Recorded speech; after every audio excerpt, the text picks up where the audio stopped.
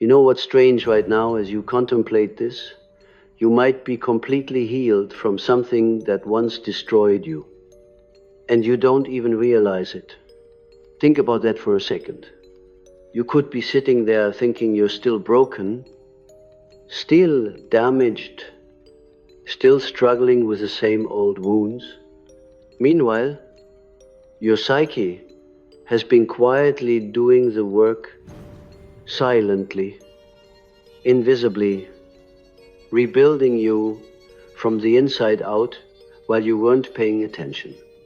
I understood something most therapists miss. I knew that healing doesn't announce itself with trumpets and confetti.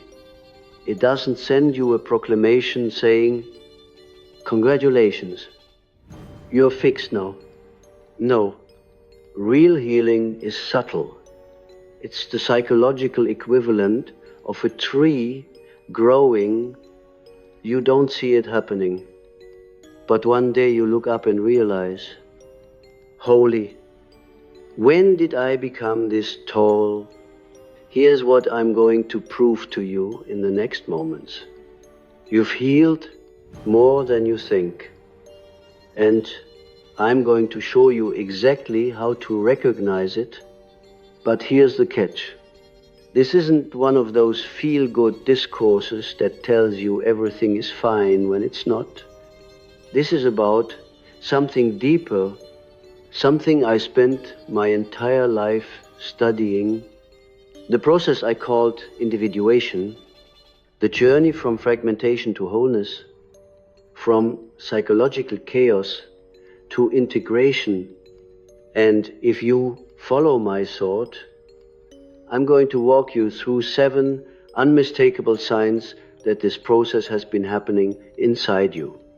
7 markers that prove your psyche has been healing, even when your mind thought it was still broken. Because here's the truth. Nobody tells you your consciousness is always the last one to know. Let's start with what's wrong, what we get completely backwards about this whole thing. Most people think healing is linear. You're broken. You do the work. You get better. A straight line from point A to point B, damage to recovery, wound to scar. But that's not how the psyche works. I knew this. I understood that the human mind isn't a machine you can fix with the right tools. It's more like an ecosystem, complex, layered, full of hidden processes happening beneath the surface. You ever notice how you can't remember exactly when you stopped being afraid of something, like you were terrified of public speaking for years, and then one day someone asks you to give a presentation and you just do it without the usual panic, without the anxiety spiral beforehand? When did that change? You can't pinpoint it. It just happened. That's what real healing looks like. It's not dramatic. It's not a moment where angels descend and you suddenly feel whole. It's quieter than that, sneakier, and here's why this matters. If you don't know what healing actually looks like, you'll miss it when it happens to you. You'll keep thinking you're broken long after you've already mended. You'll keep searching for a transformation that already occurred. I see this all the time. People who've done years of therapy, years of inner work, years of sitting with their pain and integrating their shadows, and they still describe themselves as working on it or still healing or not there yet. Meanwhile, if you look at their actual life, their actual behavior, their actual relationships, they're completely different people from who they were 5 years ago. The evidence of healing is everywhere. but they can't see it because they're looking for the wrong signs. So that's what we're going to fix today. I'm going to give you a framework, a way of recognizing the markers of deep psychological healing based on my understanding of how the psyche actually transforms, not how we think it should transform, how it actually does. And I promise you, by the end of this, you're going to see yourself differently. You're going to recognize healing you didn't know had happened. You're going to give yourself credit for growth you've been denying. But first, we need to understand what I meant by healing in the first place. Here's where I broke from everyone else. Here's where it became dangerous. Most therapeutic approaches, most self-help philosophies, most spiritual traditions, they all have the same underlying assumption. Healing means becoming better, becoming good, becoming the idealized version of yourself. Get rid of your anger, eliminate your selfishness, transcend your pettiness, become pure, become enlightened, become the best version of you. I said, that's not healing. That's repression with a spiritual mask. Because here's what happens when you try to become good. When you try to eliminate all the parts of yourself you judge as bad or wrong or unacceptable. You don't get rid of them. You just push them into what I call the shadow, the unconscious realm where all your rejected parts go to live.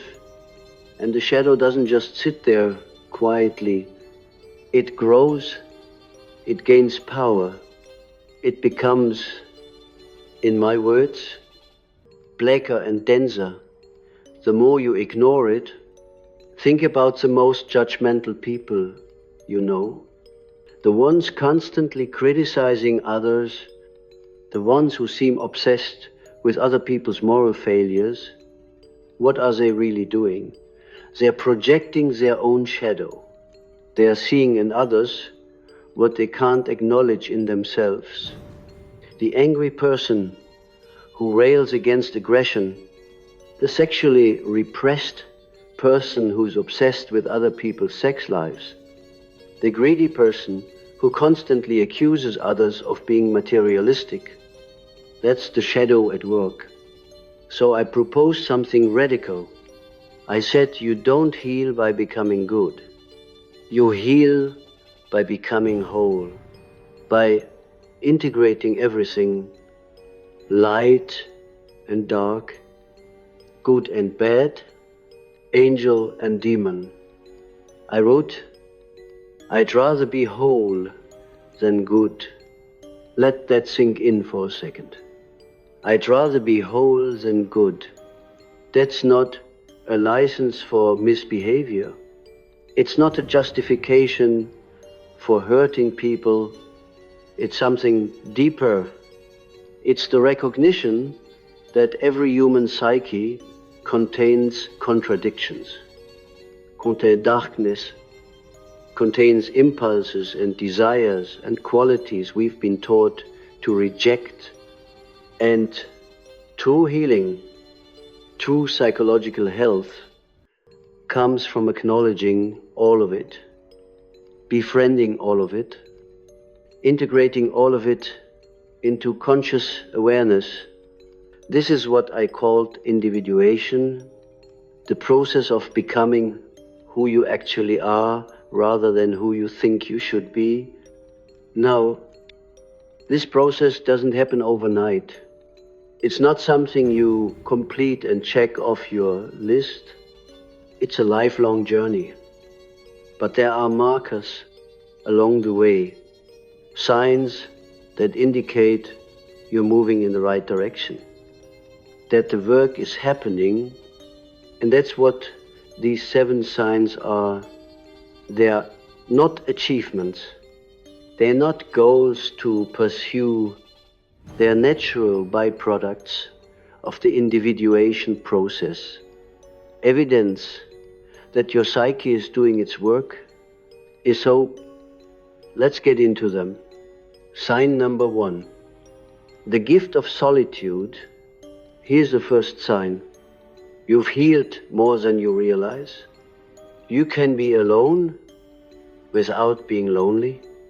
Now, I know that sounds simple, maybe even obvious, but pay attention to what's actually happening here, because this is profound.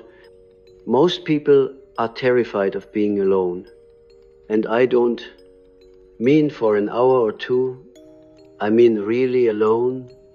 No book, no correspondence, no music, just you and your thoughts in a quiet room. Try it sometime. Watch what happens. 5 minutes in, your hand reaches for some distraction without you even consciously deciding to. Your mind starts listing all the things you need to do. You suddenly remember letters you need to write, tasks you need to complete, anything to avoid being present with yourself. I understood this. I said, we fill our lives with noise and activity specifically to avoid confronting what's inside, because what's inside can be terrifying. All those thoughts we don't want to think, all those feelings we don't want to feel, all those parts of ourselves we've been running from. But here's what changes.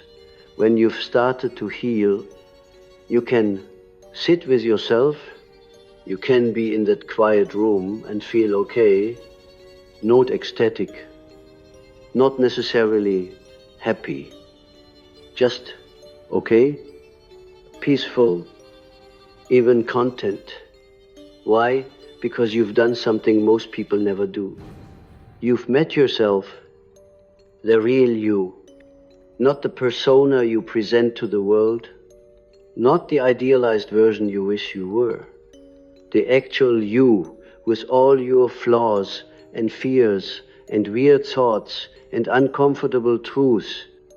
This is shadow work. This is what I meant by making the unconscious conscious. You've looked at the parts of yourself you were taught to hide, the anger, the jealousy, the pettiness, the desire for revenge, the sexual thoughts you're supposed to suppress, the selfish impulses you're supposed to deny. And instead of running from them, you acknowledge them. You said, okay, this is also me. That's integration. That's how the shadow loses its power over you. Because here's the thing about the parts of yourself you reject. They don't go away. They just go underground. They become what I called autonomous complexes. Many personalities within your psyche that hijack your behavior when you're not looking. Ever explode at someone over something small and then think, why did I react like that? That's not even like me. That's a complex activating, that's your shadow taking control. But when you've integrated these parts, when you've brought them into consciousness and accepted them as aspects of who you are, they stop controlling you. They become just parts of you. Not good, not bad, just human. And that's when solitude becomes possible, because you're no longer afraid of what you'll find when you're alone with yourself. You've already met those demons. You've already shaken hands with them. They're not strangers anymore. You become your own companion, your own friend. And that's one of the most underrated signs of deep psychological healing. If you can sit in a quiet room with yourself for an hour and feel at peace. You've healed more than you realize. Sign number 2, when the past loses its teeth. Second sign, your old triggers don't trigger you anymore. Let me paint you a picture. There's this thing that used to absolutely wreck you. Maybe it was a certain tone of voice. Maybe it was being criticized. Maybe it was feeling ignored or overlooked. Maybe it was seeing someone succeed where you failed. Whatever it was, when it happened, boom, you'd spiral hours, days, sometimes weeks of emotional chaos, rumination, self-doubt, anger, that sick feeling in your stomach that wouldn't go away. It had power over you, complete power. But then something changes and you don't even notice it at first. That same situation happens, that same trigger presents itself, and you feel something, a little twinge, maybe a brief moment of discomfort, but it doesn't consume you. It doesn't pull you under. You notice it. You observe it. You think, oh, interesting, and then you move on. What the hell happened? I would say you made the unconscious conscious. You brought the buried wound into the light and processed it, integrated it, metabolized it. See? Triggers are basically psychic landmines. They are buried remnants of unprocessed pain, traumatic or painful experiences that got shoved into the unconscious because they were too overwhelming to deal with at the time, and they stay there, hidden until something in your present-day life reminds your psyche of that original wound. Then boom, the mind explodes. You're not responding to what's actually happening now. You're responding to what happened then. This is why our reactions sometimes feel disproportionate to the situation. Your partner forgets to send word back and you feel this massive wave of abandonment. Your superior gives you feedback and you feel like you're being attacked. Someone disagrees with you and you feel like your entire identity is under threat. The present moment triggered a past wound, and the emotional intensity you're feeling, that's from the past, not the present. But here's what's beautiful about healing. As you do the work, as you examine these wounds, as you understand their origins and feel the feelings you suppressed, something shifts. The landmines get diffused. The old wounds still exist. Healing doesn't erase your history, but they've been integrated. They've been brought from the unconscious into consciousness. They've become part of your story rather than unconscious forces controlling your story. You can look at them now. You can say, oh yeah, that's why I reacted that way.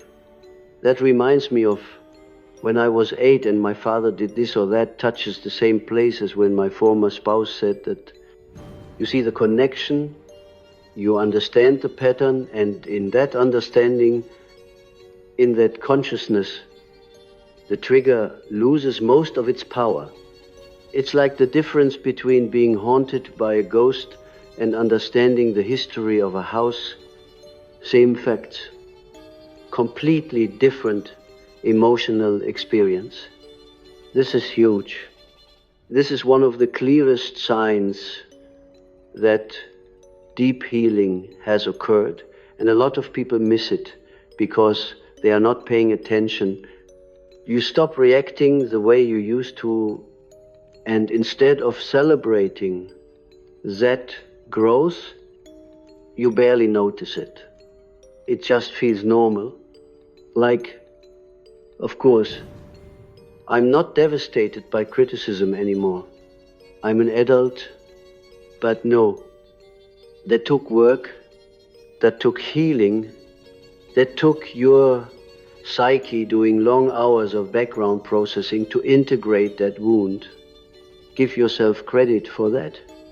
Recognize it as the marker of healing that it is. Because when the past loses its teeth, when your triggers stop triggering you, that's not numbness. That's not denial. That's integration. That's wholeness. Sign number 3, the paradox playground. Third sign. And this is where it gets interesting. You can hold contradictions without losing your mind. Let me ask you something. Can you love someone and also be frustrated by them? Can you be grateful for your life while also acknowledging its difficulties? Can you be confident in your abilities while also recognizing your limitations? If you answered yes, congratulations. You've achieved something most people struggle with their entire lives. You can hold paradox. Western culture hates paradox. We want things to be one way or the other, right or wrong, good or bad, success or failure. You're either confident or insecure, either happy or sad, either healed or broken. We are taught that contradictions need to be resolved, that you need to pick a side, that you need to be consistent, but life doesn't work that way. And the psyche definitely doesn't work that way. I knew this.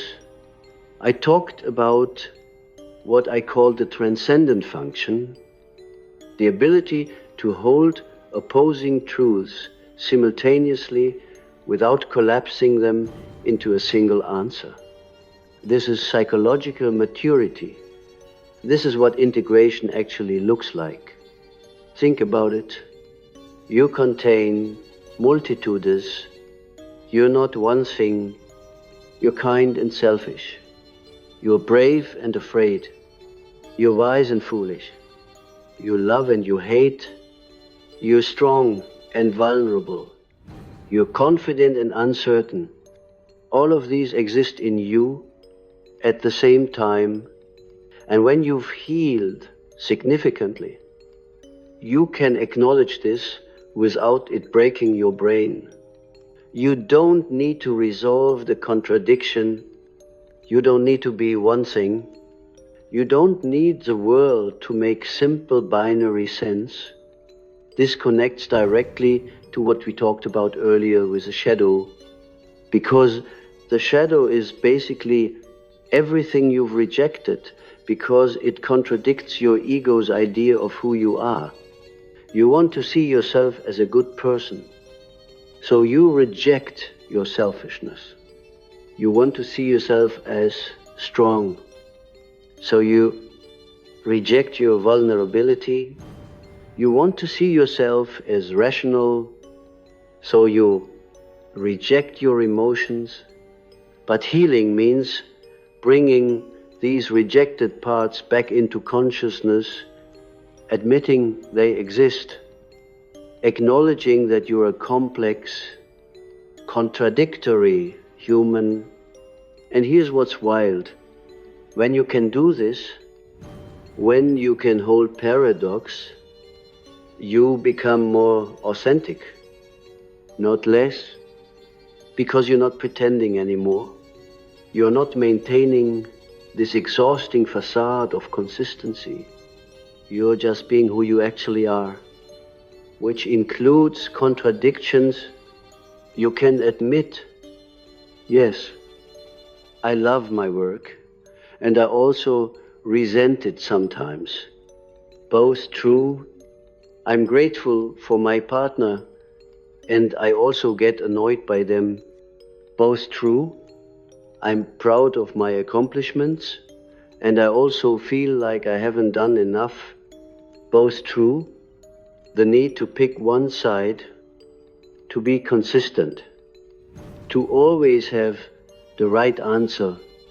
These rigid requirements start to soften, and this is liberating. It's like your psyche takes a deep breath and says, "Oh, thank God I don't have to pretend anymore." This relates to what scholars of Carl Rogers and personal development often discuss about congruence and authenticity. While Rogers approached it from a different angle than I, both understood that psychological health involves integrating all aspects of the self rather than rejecting parts that don't fit an ideal self-concept. I call this the union of opposites. It's the recognition that transformation happens not by eliminating one side of a polarity, but by holding both in creative tension, light and dark, strength and weakness, joy and sorrow, success and failure. You need both. You are both. And when you can accept that, when you can live in that tension without needing to resolve it, you've achieved something profound. If you find yourself able to hold contradictions that used to tear you apart, that's a sign, that's evidence of deep healing. That's your psyche telling you that you've integrated more than you realize. Sign number 4, projection immunity. Fourth sign, other people's projections don't stick to you anymore. This one's subtle but powerful. So, let's break it down. First, what is projection in Jungian psychology? Projection is when you see in others what you can't see in yourself. When you haven't integrated a part of your own psyche, you project it outward. You see it in other people, and then you react strongly to what you see. The person who's terrified of their own anger sees everyone else as aggressive. The person who can't acknowledge their own neediness sees everyone else as clingy. The person who's running from their own sadness sees everyone else as depressed and tries to fix them. You're not seeing the other person clearly. You're seeing your own shadow reflected back at you. But here's the thing. Projection works both ways. Other people are constantly projecting onto you too. They're seeing in you qualities that belong to their psyche, not yours. They're expecting you to play roles that come from their history, not your reality. They're attributing to you motivations, feelings, and characteristics that are actually their own unconscious material. And when you haven't healed, when you haven't differentiated your own psyche enough, you absorb these projections, you take them as truth about yourself. Someone treats you like an authority figure. Even though you're peers, you start acting like an authority figure. Someone expects you to be weak or needy. You start feeling weak and needy. Someone projects their anger onto you. You start questioning if you are actually an angry person. You become what others project onto you because you don't have a strong enough sense of who you actually are. But here's what changes with healing. You develop what I call projection immunity, not complete imperviousness. You're still human, but a sturdy capacity to recognize when someone is projecting onto you rather than seeing you clearly. Let me give you an example. Say you're in a discussion and someone gets defensive when you ask a simple question. They respond as if you've attacked them, as if you have some hidden agenda. In the past, you might have absorbed that. You might have thought, oh my God, was I aggressive? Did I say it wrong? Am I being hostile without realizing it? You take on their projection and start questioning yourself. But when you've healed, when you know yourself better, you can recognize it for what it is. You can think, interesting, that's their interpretation, not my intention. They're responding to something in their own psyche, not to what I actually said. You can have compassion for their reaction without taking responsibility for their projection. This is huge. This is what creates healthy boundaries. Because boundaries aren't about building walls or keeping people out. Boundaries are about knowing where you end and another person begins. What's yours and what's theirs, when you can distinguish between accurate feedback and projection, between what truly belongs to you and what someone else is trying to place on you. You've achieved clarity. Most people never reach.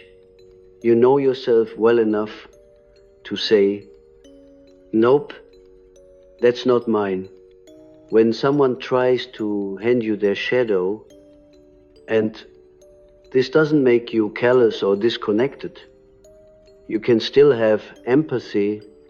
You can still be open to feedback, but you're not a sponge anymore. You're not absorbing everyone's unconscious material and carrying it around like it's yours. You've differentiated, you've individuated enough to know yourself distinctly from others. If you find yourself less affected by other people's projections, that's a sign of your growth. People's judgment less likely to absorb their projections, less inclined to shape yourself according to their expectations. That's not coldness, that's not arrogance, that's healing.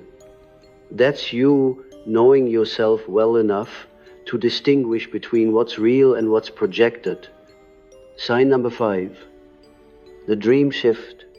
5th sign, your dreams have changed.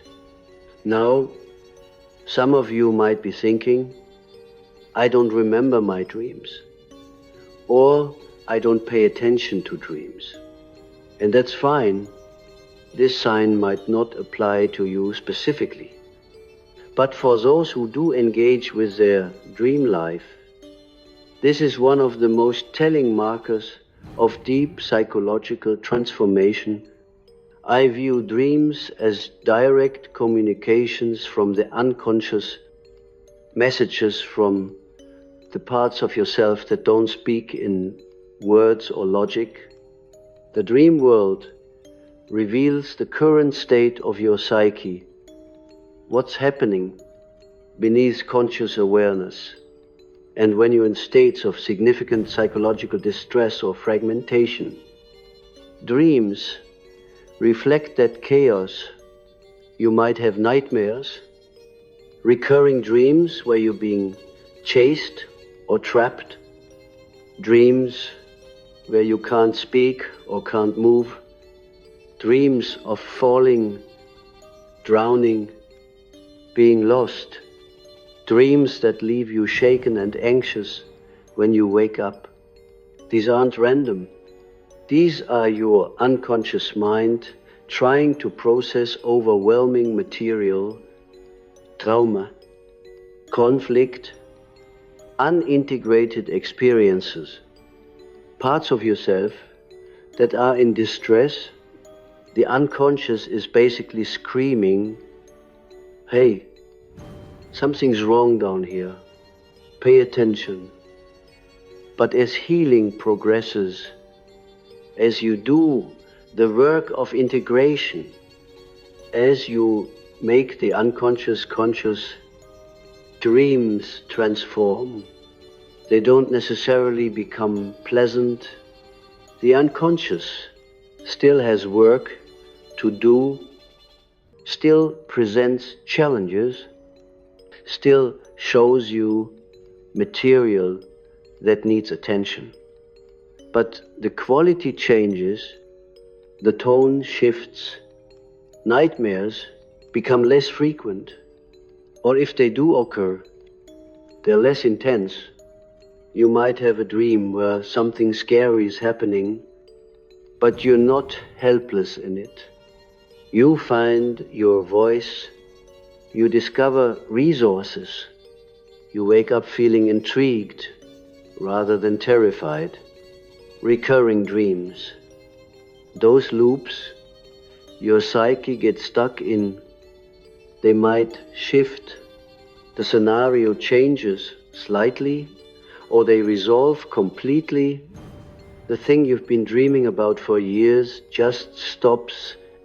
Sometimes healing dreams include specific imagery, water, which I associate with the unconscious itself, journeys which represent psychological movement, encounters with wise figures which might represent aspects of the self trying to communicate with the ego. You might dream of cleaning a house which symbolizes psychic organization, crossing a bridge which represents transition, discovering new rooms in a familiar place which suggests unknown aspects of yourself becoming available to consciousness. These aren't universal symbols with fixed meanings. I was clear about that. Dream interpretation is personal. What water means to you might be different from what it means to me. But pay attention to the emotional tone. How do you feel in your dreams? How do you feel when you wake up? Do you feel less haunted, less pursued by unnamed threats? Is there a sense of movement or progress even in difficult dreams? These shifts indicate that your unconscious mind is settling, finding new equilibrium, integrating previously overwhelming material. Your conscious mind might not register the healing. You might still think you're struggling, but your dreams know, your unconscious knows, and it's telling you through the imagery of sleep. If your dream life has shifted, even subtly, that's evidence. That's your psyche doing its deepest work while you're not consciously watching. I spent decades analyzing my own dreams and the dreams of my patients. I understood that the unconscious speaks in symbols, in images, in stories that bypass rational thought. And when those stories start to change, when the emotional texture of your dream world transforms, it means something fundamental has shifted in your psychological structure. You're not the same person who had those nightmares years ago. Your psyche has reorganized itself, healed itself, integrated material that was once too overwhelming to process. And it's showing you this truth every night if you're paying attention. Sign number 6. The shadow is friend. 6th sign. And this might be the most important. You've stopped waging war against yourself. You've accepted your wholeness, light and dark, good and bad, everything. Let me tell you what this looks like in practice. You can admit things about yourself that you used to deny with everything you had. Yes, I can be selfish. Yes, I feel jealous sometimes. Yes, I have aggressive impulses. Yes, I think petty thoughts. Yes, I sometimes wish bad things on people who've hurt me. And when you admit these things, you don't spiral into shame. You don't think I'm a terrible person. You just think, yeah, that's human. This is what I meant by the gold in the shadow. See, the shadow isn't just bad stuff. It's not just the evil parts of yourself you've rejected. It's also energy, vitality, creativity, aspects of yourself that got shoved down there because they didn't fit the persona you were supposed to present. Maybe you were taught to always be nice, so your assertiveness went into the shadow. Maybe you were taught to be serious and responsible, so your playfulness went into the shadow. Maybe you were taught emotions are weak, so your tenderness went into the shadow. All that stuff is still you. It's just been locked in the basement. And when you do shadow work, when you bring these parts back into consciousness, something paradoxical happens. The very qualities you feared become available to you as resources. The anger you suppressed becomes healthy boundary setting. The selfishness you denied becomes appropriate self-care. The aggression you feared becomes the drive to protect what matters.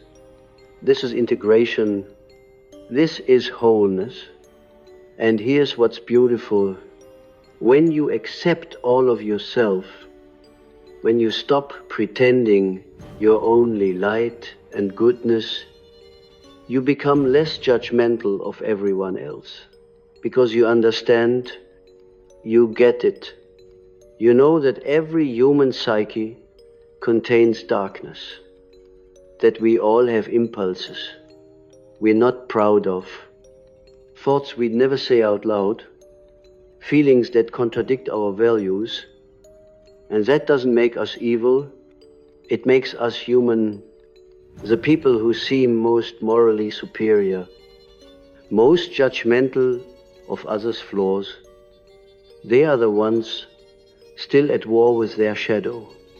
They haven't integrated their darkness, so they project it onto everyone else. But you've done the work. You've looked at your shadow and said, okay, this is also me. And in that acceptance, something profound happens. You stop needing to be perfect. You stop maintaining this exhausting facade. You can just be complicated, contradictory, fully human. There's a relief in this that's hard to describe. It's like your entire system exhales. You've been holding yourself so tightly, trying to be good enough, acceptable enough, worthy enough, and now you can just exist with all your messiness, all your contradictions, all your very human flaws. You're still ethical. You still have values. You still care about being a good person, but it's not about performance anymore. It's not about proving anything. You're good enough as you are, whole enough as you are.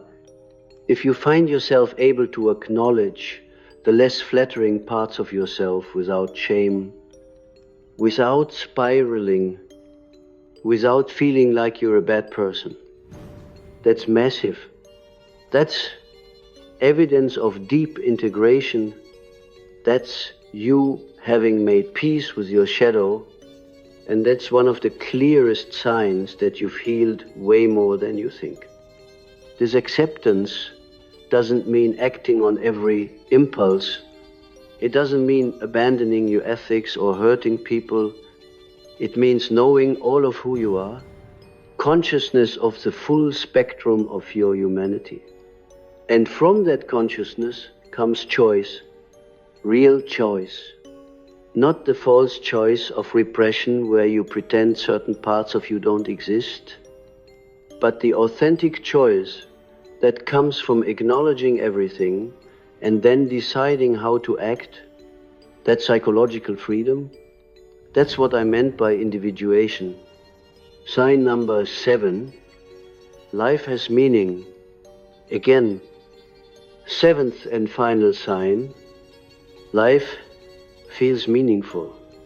Now, this one's interesting because it's not about what you do, it's about how you experience what you do. I distinguished between the ego and the self. The ego is your conscious sense of I, your personality, your identity. The self, capital S, is something bigger. It's the organizing center of your entire psyche, conscious and unconscious, the totality of who you are. And I observed that in the first half of life, we are naturally focused on ego development.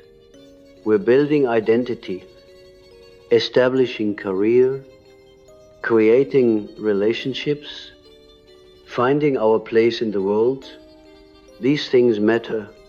They are necessary, but at some point, often around midlife, ego achievements start to feel hollow.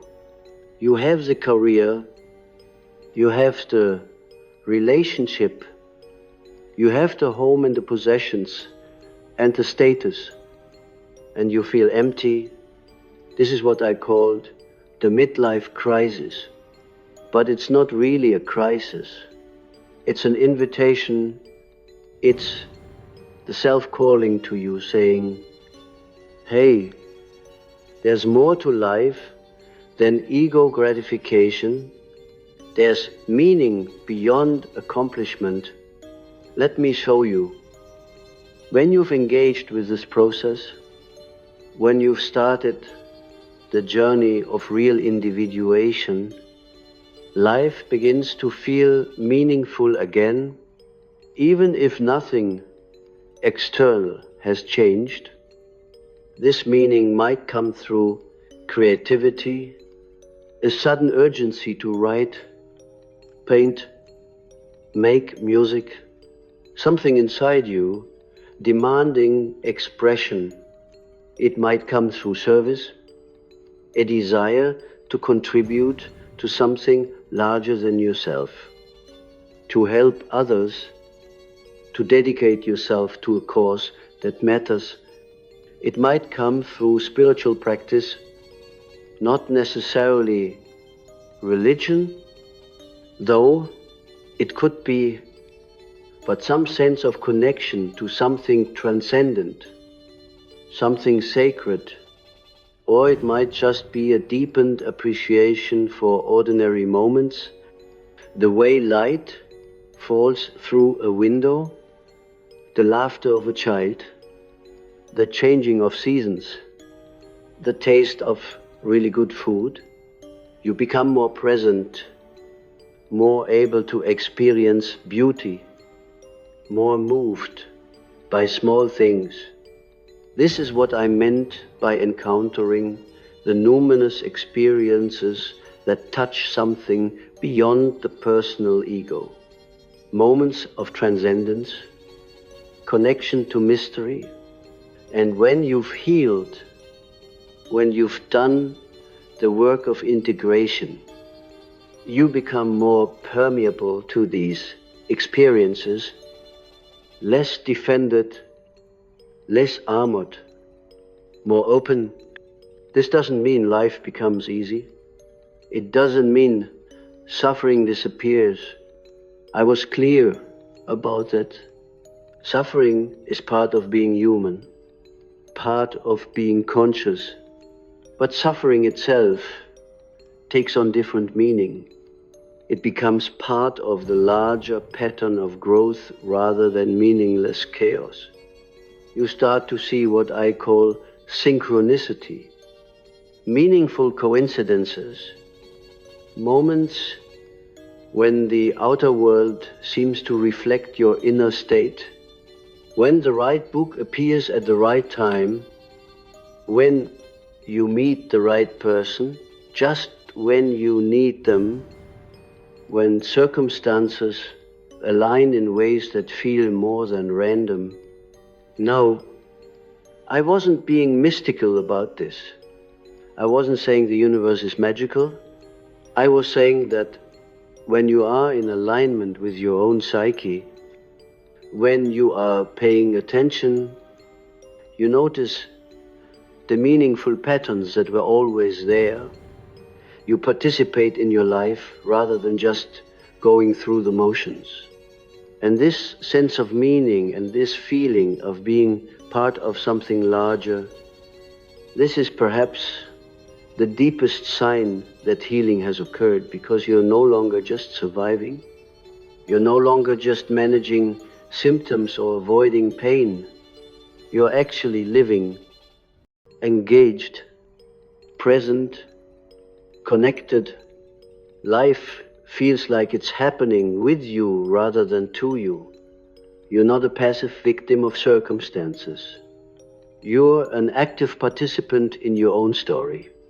This is what I meant by individuation, not becoming perfect, not eliminating suffering, but becoming who you actually are, finding your place in the larger pattern, living with meaning and purpose that comes from within rather than being imposed from outside. If you felt this shift, even in small ways, even inconsistently, that's huge. That's your psyche telling you that you're on the right path, that the work is paying off, that you've healed way more than you think. Many in the field of Carl Rogers and personal development would recognize this as what Rogers called the good life. Though I approached it from a different philosophical foundation, both understood that psychological health isn't about reaching a fixed state, but about engaging fully with the ongoing process of becoming, the quiet transformation. So here we are, 7 signs, 7 markers of healing that happen quietly, subtly beneath conscious awareness. Let's recap what we've covered, because I want you to really feel this. I want you to recognize yourself in these signs. 1, you can be alone without being lonely. You've befriended yourself. 2, your old triggers don't trigger you anymore. The past has lost its teeth. 3, you can hold paradox. You don't need everything to make simple sense. 4, other people's projections don't stick to you. You know who you are. 5, your dreams have shifted. Your unconscious is settling. 6, you've accepted your shadow. You've stopped waging war against yourself. 7, life feels meaningful. You're connected to something larger than ego. Now, here's what I want you to understand.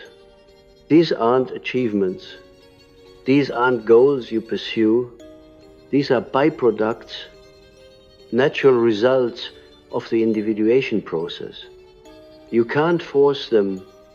You can't make them happen through willpower or discipline or positive thinking. They emerge, they unfold, they appear when you do the real work of looking inward, examining your shadows, integrating what you find. And the crazy thing is, this work often happens without you consciously directing it. Your psyche has its own intelligence, its own drive toward wholeness. It's the teleological nature of the psyche. It's moving towards something growing toward integration, whether you're paying attention or not. That's why people can heal without realizing it. The work is happening on levels you can't see. In dreams, in small behavioral shifts, in subtle changes in how you relate to yourself and others. Your consciousness is always the last to know. So if you recognized yourself in any of these signs, I want you to pause right now and just acknowledge it. Give yourself credit, honor how far you've come, because here's what happens to most people. They heal significantly, they transform in profound ways, but they never recognize it. They keep thinking they're broken. They keep describing themselves as still working on it or not there yet. Meanwhile, the evidence is everywhere in their relationships, in their responses, in their capacity to handle life in ways they couldn't before. Don't miss your own transformation. Don't be so focused on the destination that you fail to notice. You've been moving the whole time. This framework we've explored today, these 7 signs, they are not just my ideas. They are backed by decades of depth psychology, by studies in personal growth and human development, while Carl Rogers and personal development research approach transformation from different angles. There's remarkable convergence on these core markers of psychological health. So now what? Now that you know these signs, now that you can recognize healing when it's happening, what do you do with this information? First, stop underestimating yourself. Stop dismissing your growth. Stop thinking you haven't come far enough. Look at where you were years ago. Compare that person to who you are now, not in terms of external achievements, in terms of internal capacity, how you handle emotions, how you respond to triggers, how you treat yourself in private moments, how you navigate relationships, how you sit with uncertainty. If anything has shifted, that's growth, that's healing, that counts. Second, trust the process, trust your psyche's intelligence. You don't need to force this. You don't need to have all the answers right now. The individuation process unfolds in its own time, at its own pace. Your job is to stay conscious, to keep examining your patterns, to notice when you're projecting, to befriend your shadow, to pay attention to your dreams, to question your assumptions. That's it. That's the work. The rest happens naturally. Third, be patient with yourself. Healing isn't linear. You'll have setbacks, days where you feel like you've regressed, moments where the old triggers fire again, times when you can't hold paradox and you need things to be simple. That's normal, that's human. It doesn't mean you failed. It doesn't mean the healing isn't real. It just means you're still human, still in process, still becoming. Fourth, share this understanding. One of the most powerful things you can do is help others recognize their own healing. When you see someone beating themselves up for not being healed enough, point out their growth. Help them see how far they've come. This isn't just kindness, It's how we create a culture that actually understands healing, that recognizes transformation, that honors the quiet, subtle work of becoming whole. And fifth, keep going. Because here's the truth. You understood, individuation never ends. There's no point where you're done. No moment where you've achieved complete wholeness and can stop growing. You're always in process, always discovering new layers, always integrating new material. That's not a problem. That's the nature of being conscious. The goal isn't to finish. The goal is to engage, to stay curious, to keep exploring the depth of your own psyche, to live, as I wrote, the examined life, the conscious life, the individuated life. So here's my invitation to you as we close this out. Take a moment right now and consider which of these signs you've experienced. Maybe it's just one, maybe it's all seven, maybe it's something adjacent to these, but not quite captured by my words. Whatever it is, acknowledge it, recognize it, let it sink in that you've been healing this whole time, that your psyche has been doing its work even when your mind thought you were still broken. You're not as damaged as you think. You're not as far from wholeness as you believe. You're not as stuck as it sometimes feels. You're growing, transforming, becoming. And if you take nothing else from this discourse, take this, the journey I described, this process of individuation. It's not about becoming someone else. It's not about achieving some idealized version of yourself. It's about becoming more fully who you actually are, with all your light and all your darkness, all your contradictions, all your very human complexity. That's what healing looks like.